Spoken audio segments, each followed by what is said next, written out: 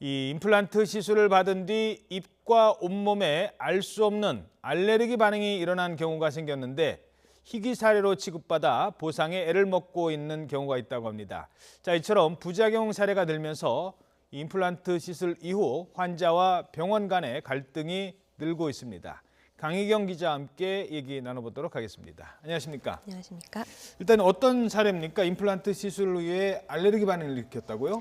네, 지난 2013년에 61살 우모 씨가 위에 어금니 4개의 임플란트 시술을 받았습니다. 예. 보철을 심기 전에 잇몸을 메우고 나사를 심는 과정이 있는데요. 예. 이 시술 직후에 혀와 입술에 이상 반응이 나타나기 시작했습니다. 예. 병원에 이상하다면서 방문을 해도 비타민이 부족해서 그런 거다라고 비타민을 처방을 해줬고요. 예. 또 6개월 뒤에 보철을 끼우는 정상 그 과정이 있었는데 제대로 된 원인 파악 없이 보철을 끼우는 걸 강행했다는 게 피해자 우 씨 주장입니다.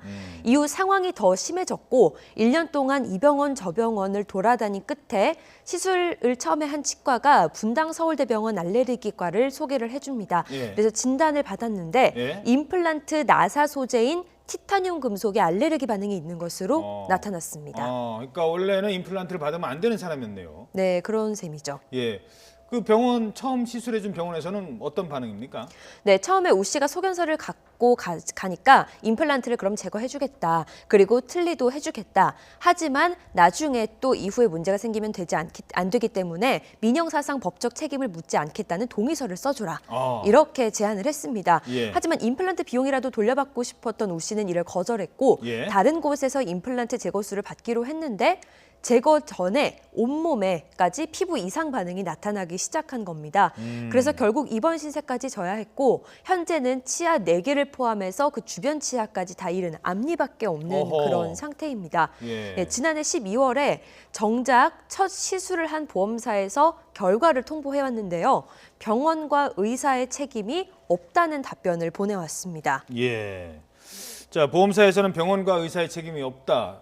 자, 그러면은 뭐 책임이 없다는 그 근거가 있어야 되지 않겠습니까? 뭐라고들 하나요? 네, 아까 말씀하신 대로 환자의 체질, 환자가 임플란트를 받으면 안 되는 환자였다는 겁니다. 시술 자체에는 문제가 없었다는 건데요. 티타늄 알레르기는 국내 유명 대학병원에서도 확인된 적이 없는 특이 사례입니다. 병원과 보험사 측에서는 이런 특이 체질까지 시술 전에 확인할 방법이 없고 또 사전에 확인하는 절차도 제대로 마련되어 있지 않은, 따로 없다는 입장이라고 해명했습니다. 예. 그 전에 또 이런 사례가 보고가 되지 않았으니까 병원도 모를 수밖에 없었다. 뭐 이런 입장인 것 같습니다. 네. 자, 그런데 이게 임플란트가 한번 부작용이 발생하면 정말 피해가 특히 치아 아닙니까? 네. 클 수밖에 없는데 이런 사례가 계속 늘고 있다고요? 네, 그렇습니다. 소비자원에 접수된 임플란트 관련 불만 신고 접수 그래픽을 보시면요. 예. 2012년에는 1,413건이었는데 2014년에는 2,151건으로 2년 만에 52%나 급증한 수치입니다. 예. 피해 구제라고 있는데요. 실제로 피해가 접수된 사례도 2012년 25건에서 다음 해는 43건으로 늘어나는 등 실제 피해를 본 사례도 굉장히 많이 증가하고 있습니다. 임플란트 시술이 굉장히 요즘 일반화됐잖아요. 그렇죠. 그렇기 때문에 이제 시술 받는 사람도 많아진 데다가 의료급여 지원 대상이 75살, 75세에서 70세 이하로 확대됐고 또 오는 7월에 65세 이상까지 의료보험을 적용받을 수 있는 걸로 늘어나기 때문에 시술자가 좀 더 많아질 예정이고 또 그렇게 많아지는 만큼 부작용 사례도 늘어나는 것이 이유로 꼽히고 있습니다. 예. 자, 그렇다면 시술을 받기 전에 좀 꼼꼼하게 따져보고 일단 뭐 여러 가지 부작용이 있는지 미리 좀 알아봐야 되고 또 시술 후에도 만약에 뭐 잘못된 게 있다면 어떻게 해야 될까요?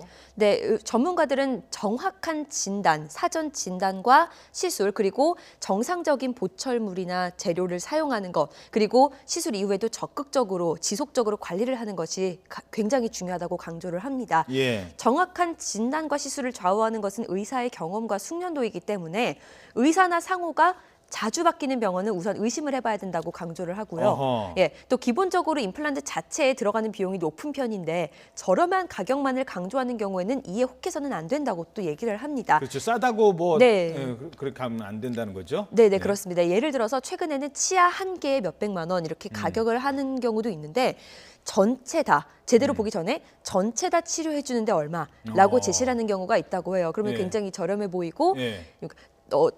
당신의 치아는 전체 다 갈아야 되는데 내가 전체를 얼마 해주겠다라고 얘기하는 경우에 그게 혹하기 쉬운데 그럴 경우 일단 의심을 해봐야 된다고 얘기하는 겁니다. 인터뷰 예. 한번 교수 한번 인터뷰 들어보겠습니다. 예. 임플란트를 한번 하시면은 최소한 10년 이상 있으셔야 되는 아주 중요한 그런 인체 한 부분으로서 이 진료비가 임플란트 시술하는 치과의 선택 기준이 되면 안 될 거라고 생각이 됩니다. 네, 가격만을 이제 저렴한 가격만을 추구하면 안 된다는 건데요.